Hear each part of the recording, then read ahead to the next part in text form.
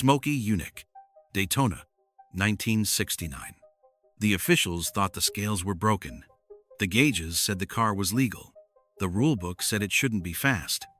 And yet, on the banking at Daytona, a black and gold Camaro kept pulling away like it was operating under a different set of laws entirely. Not faster by accident, faster by design.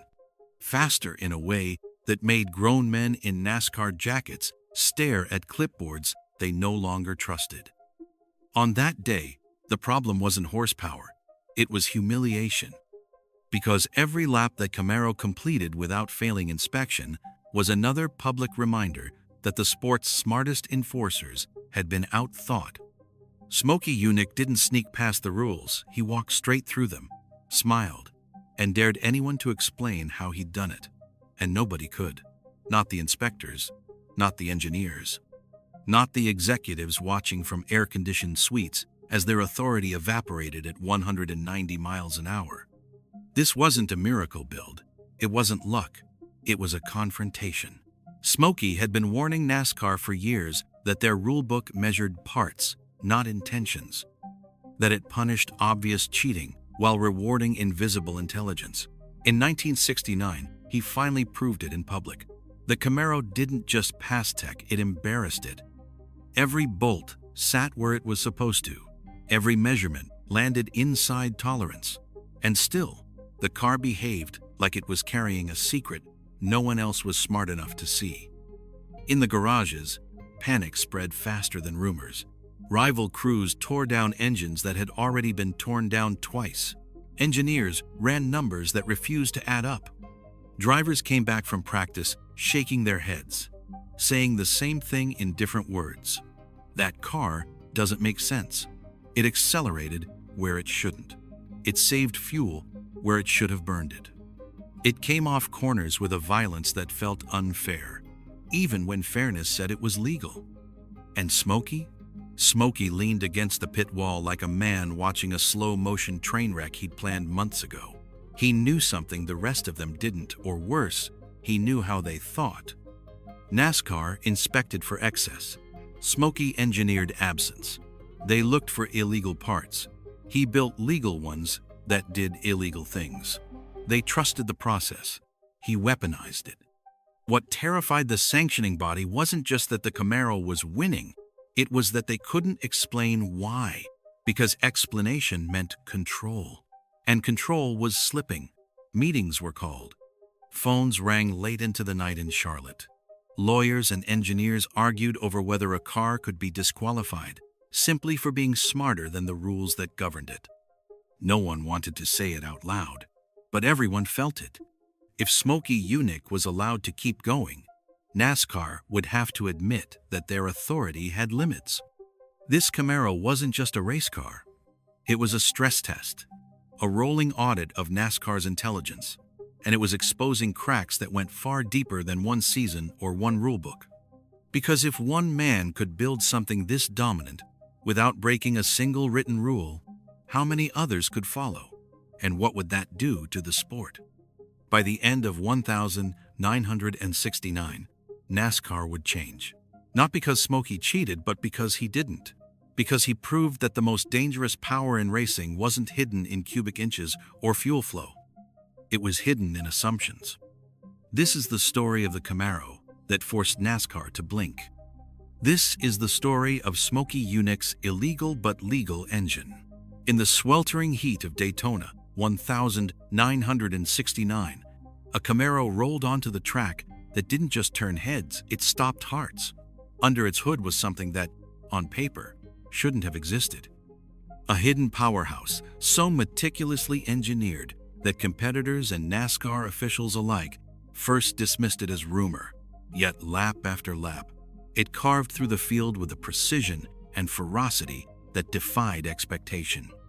Engines roared around it, tires smoked, and drivers gritted teeth, wondering how one car could defy the laws they had been told governed stock car racing. The Camaro belonged to Smokey Yunick, the man who had already made a career out of rewriting the rules without ever signing a single form. What struck people most wasn't just the raw speed, it was the audacity. The car passed every inspection.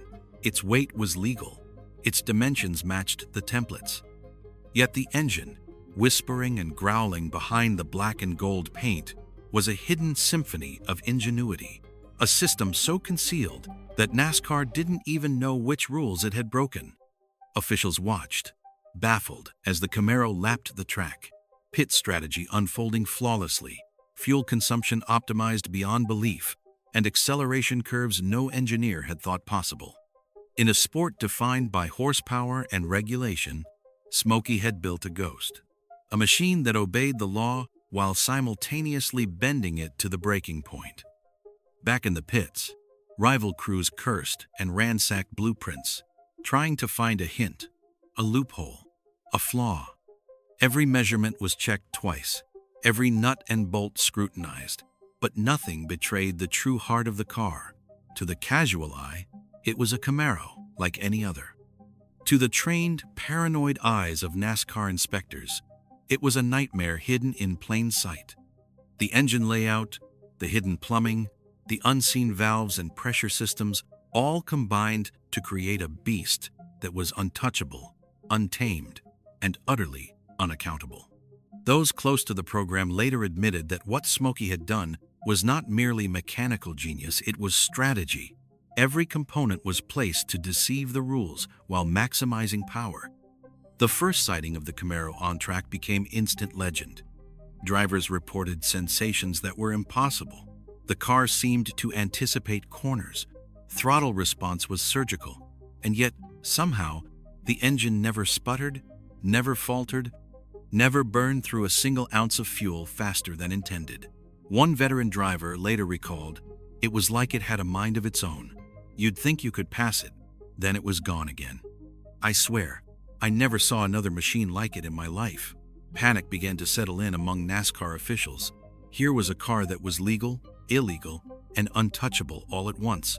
And the man behind it? Smokey Yunick, leaning casually against the pit wall, a cigarette dangling from his lips, eyes calm, letting the world try and fail to catch up. But why did this engine scare everyone so much? It wasn't just speed, it was control. It was the invisible hand behind every lap time, every pit stop, every fuel calculation. Every competitor, every manufacturer, every executive who had built the rules thought they understood the limits of their sport. Smokey shattered that belief in a single lap. And when the first official tried to protest, the car drove by, indifferent, proving the uncomfortable truth. NASCAR had underestimated the mind capable of thinking 10 steps ahead, and history would struggle to catch up. In Daytona's garages, rumors spread like wildfire. Whispers of hidden compartments, of fuel lines that defied measurement, of cams and valve springs redesigned for power that shouldn't exist. Mechanics exchanged glances, engineers scribbled frantic notes, and some even feared reprisal if they tried to duplicate it. The Camaro had become more than a car, it was a challenge, a provocation, a statement that in the hands of the right man, ingenuity could outrun authority itself. By the time the checkered flag fell, the shock was complete. NASCAR officials were left to reconcile a brutal reality.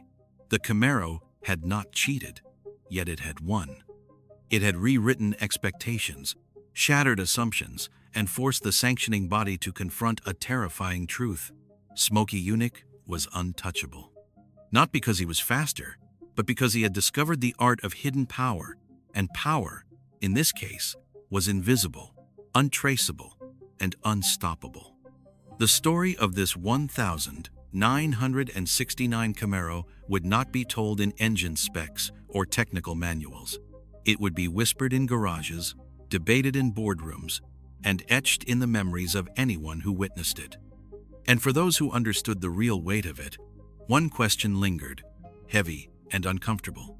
How much of what we saw was history, and how much was genius operating in the shadows? If you care about the real history, subscribe.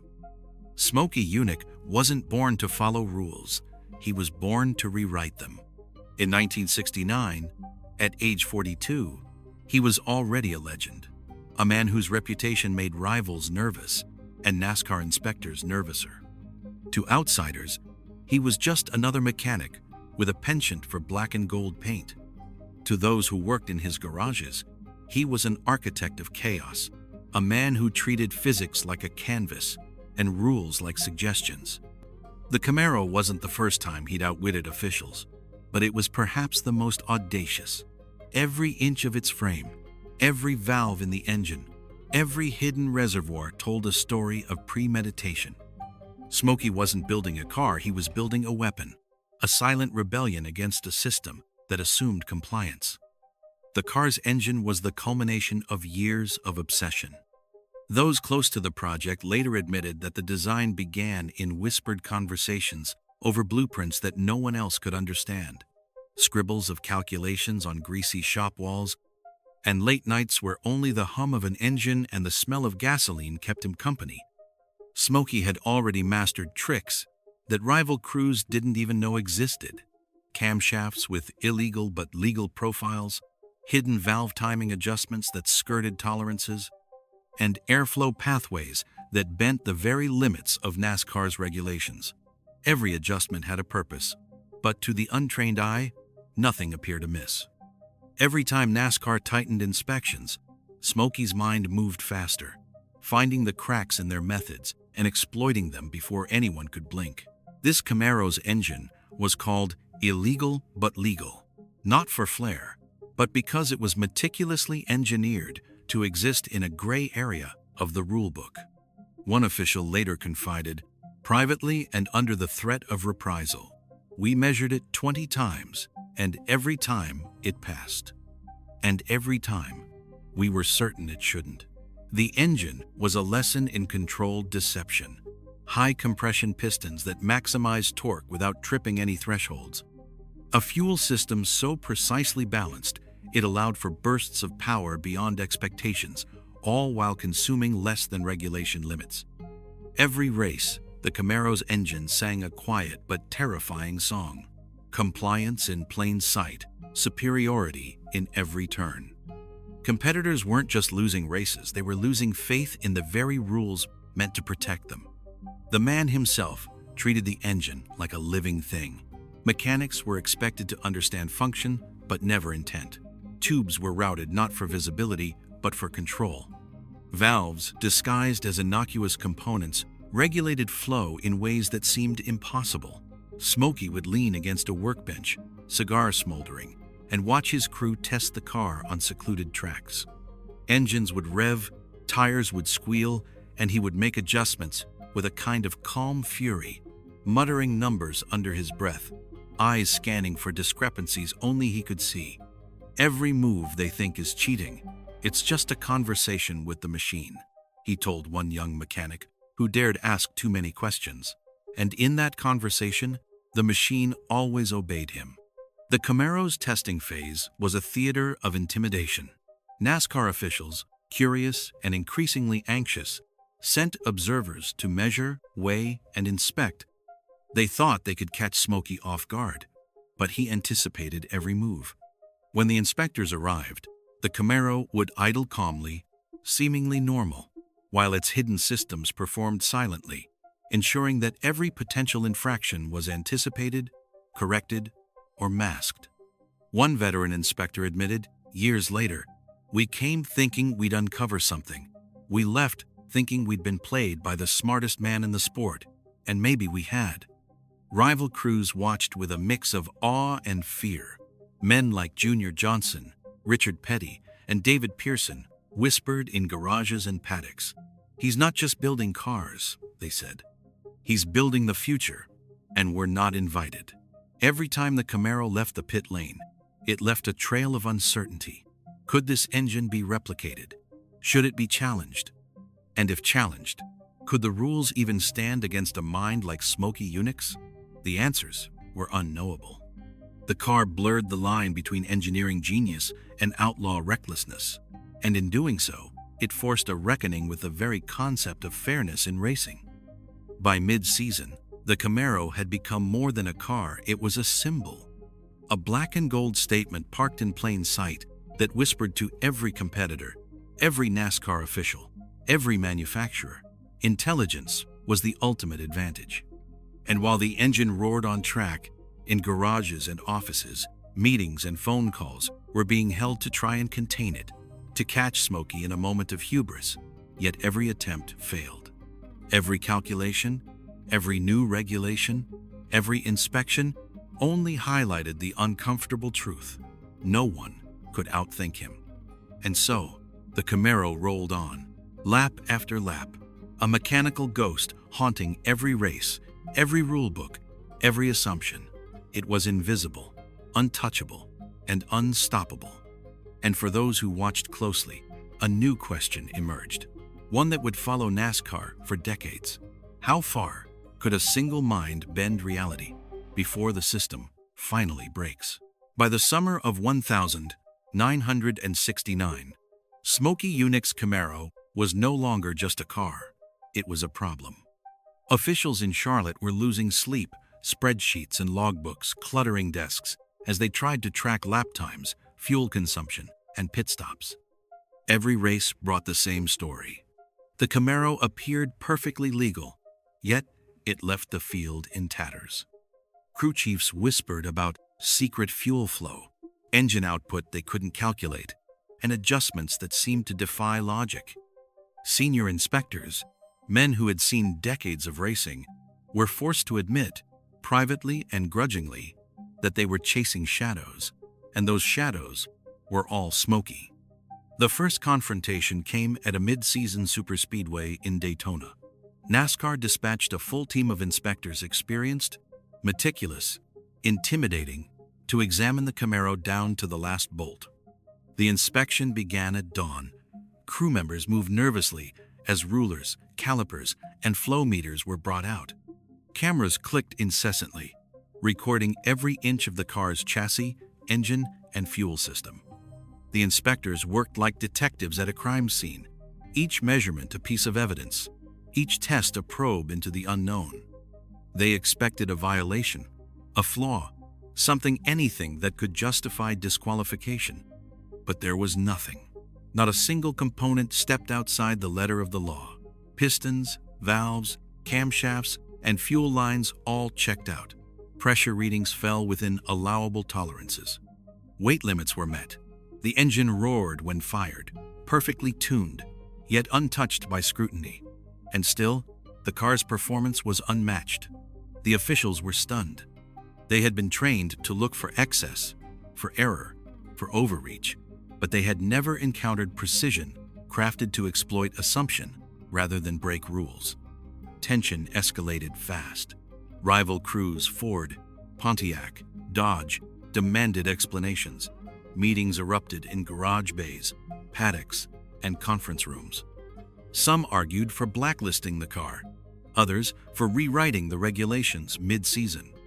NASCAR headquarters debated sending a team to confiscate the Camaro for teardown inspections after every race, an extreme measure that would have shocked the racing world. Yet every possible intervention had a fatal flaw. Smokey Yunick had anticipated it all. The Camaro's systems were modular, adjustable, and utterly compliant on paper, even as they delivered advantages that shouldn't have existed. The political stakes grew.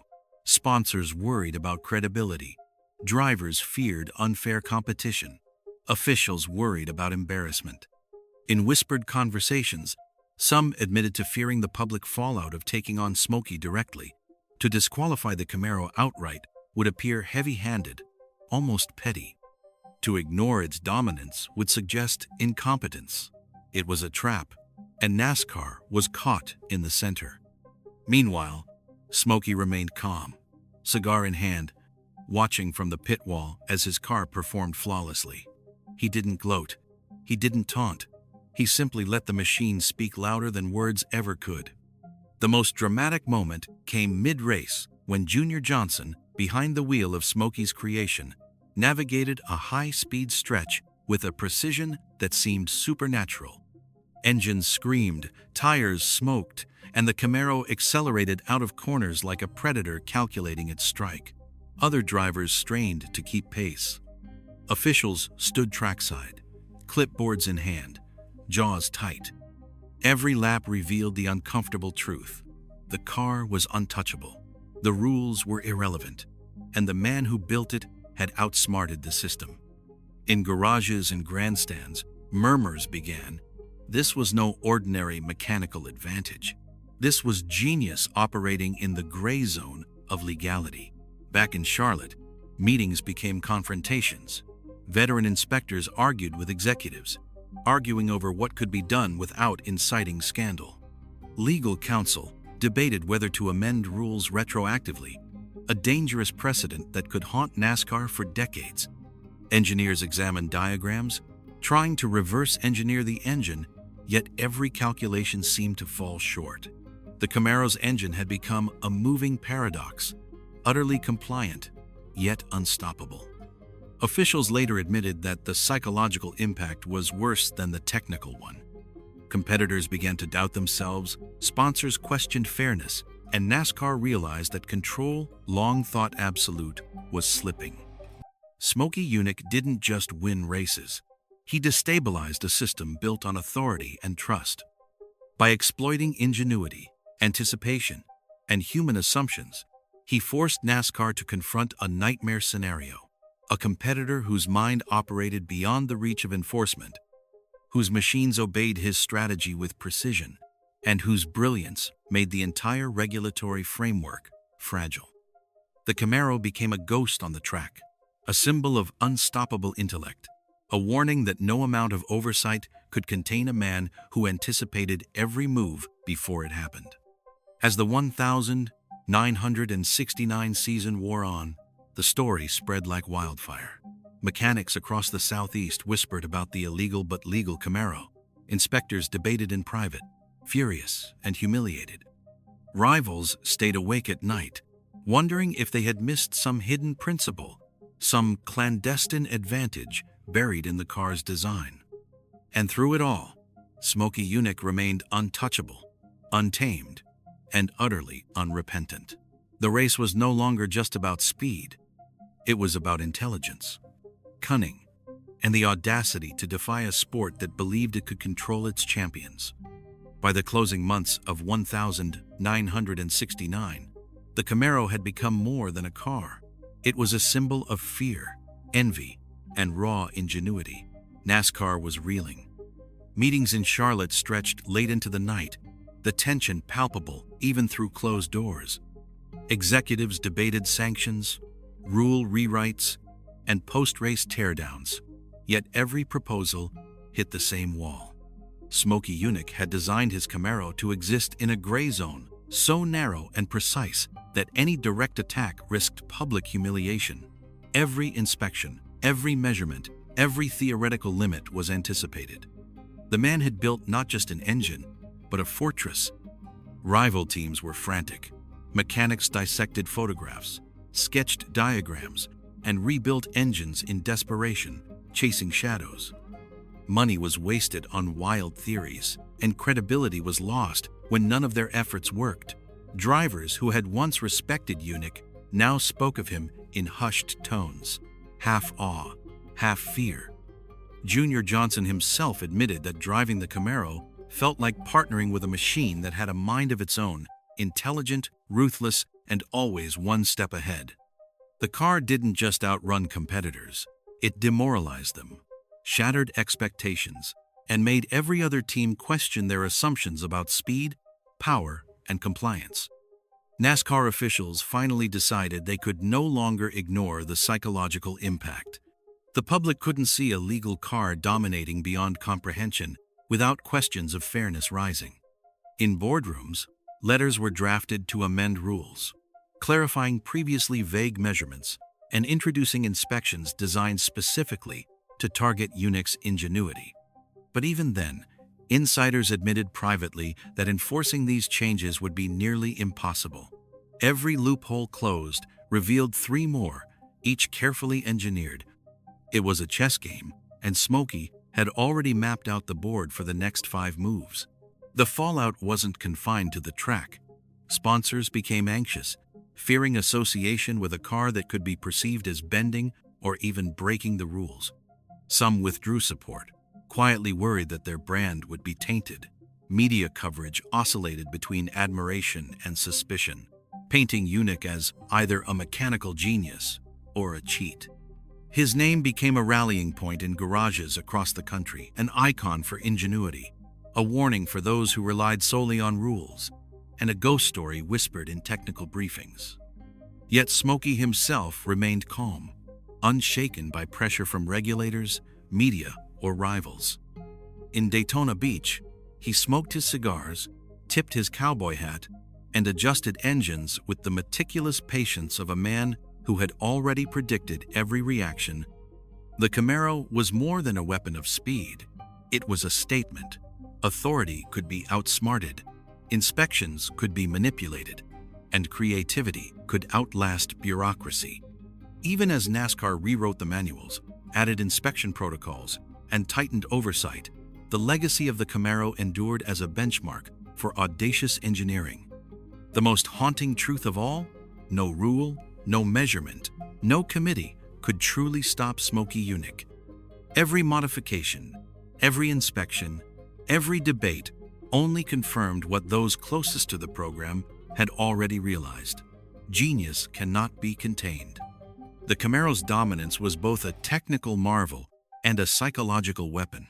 It forced NASCAR to confront an uncomfortable reality sometimes. The rules aren't what win races. Sometimes, it's the mind behind the machine. Decades later, restorers and historians would piece together the legal but illegal secrets of the 1968 Camaro, marveling at the foresight, precision, and audacity that made it untouchable.